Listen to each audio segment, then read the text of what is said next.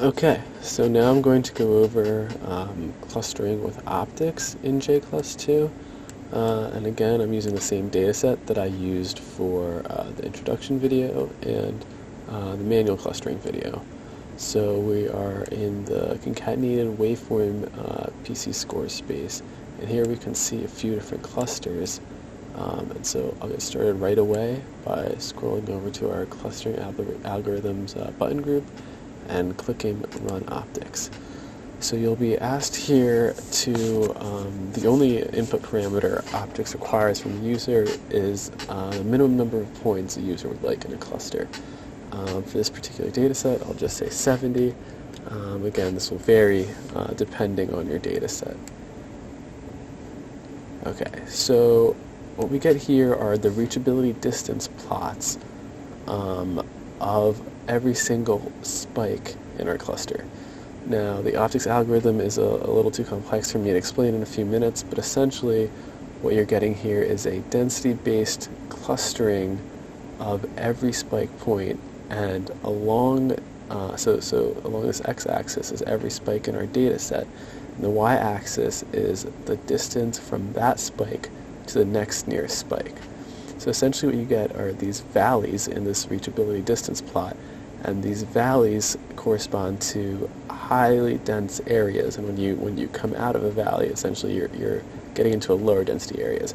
So essentially your clusters are going to make up these valleys, these high dense areas. And so on the right here, we see essentially the automatic cluster extraction from the reachability distance plot. So this is the way the algorithm, an algorithm I wrote, automatically extracts clusters from the reachability distance plot. And if you want to see what this looks like back in the main GUI, as soon as we close the sub GUI, they'll get plotted here in this main GUI, and I'll switch to a 2D view to make this more clear.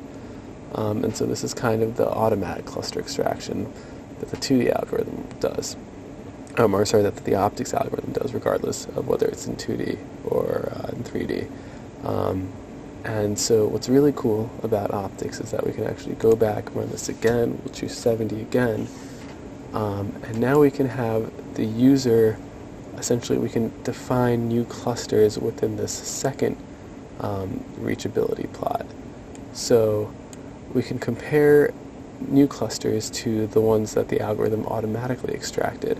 And say, for example, we're interested in this valley here. So it's not a very well-defined valley compared to these other few, but it still looks like a valley. And so the way the automatic cluster extraction extracted these points, they all belong to one cluster, which is this red cluster here. But maybe we want to separate out this cluster or this cluster here. And so if we click at points on this valley, we can do that, as long as we do that in this plot. So now I'll go over to the Add Cluster button here, and I'll add clusters within this valley, one particular cluster, and we can now view this cluster in another space. Again, if maybe there's another point that I wanted to add that didn't get added, and just for demonstration purposes, I'll say maybe if there's this weird valley here, which is probably not a cluster, but I just want to see what it is. So I'll add this as our second cluster. We can also delete a cluster just by entering the number we wish to delete.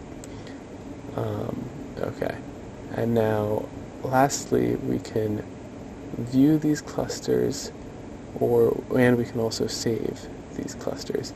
So if we view these clusters, this is what they look like in this space. So we're viewing them here, and we essentially see that so this green was just noise, but this red might be something. So again, this red corresponds to what we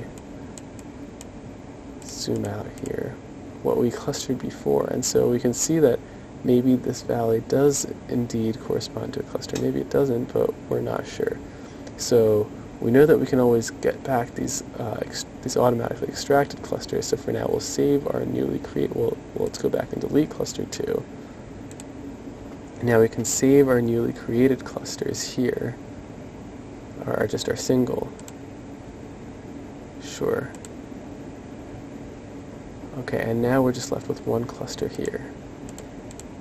And that is an example of how you can use optics to extract clusters that maybe fuzzy C-means or other centroid-based clustering algorithms couldn't do. Now, how you can also edit optics within user-defined valleys that the automatic cluster extraction wouldn't necessarily be able to define.